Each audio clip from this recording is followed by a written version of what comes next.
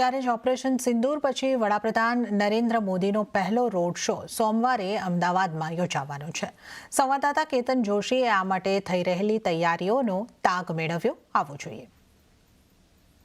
Operation સિંદૂર પછી પ્રધાનમંત્રી નરેન્દ્ર મોદીનો પહેલો રોડ શો અમદાવાદ ખાતે સોમવારે સાંજે યોજાવાનો છે।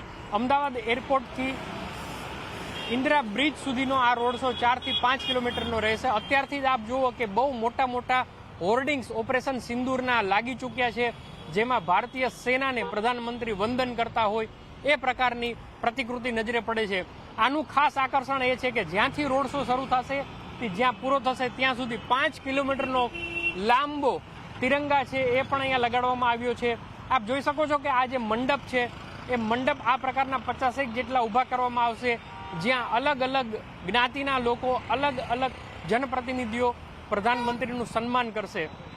આટલું જ નહીં, પરંતુ ભારતીય સેનાએ જે રીતે પાકિસ્તાનને એની આતંકી પ્રવૃત્તિઓને નેસ્તો નાબૂદ આપણે કરી દીધા છે, તો એમાં ભારતીય સેનાએ જે શૌર્ય દેખાડ્યું છે, જે એરફોર્સની જે મિસાઇલો આપણે દાગી છે એ બ્રહ્મોસ મિસાઇલ અને આ સહિત અનેક પ્રકારના કટઆઉટ છે એ જોવા મળશે।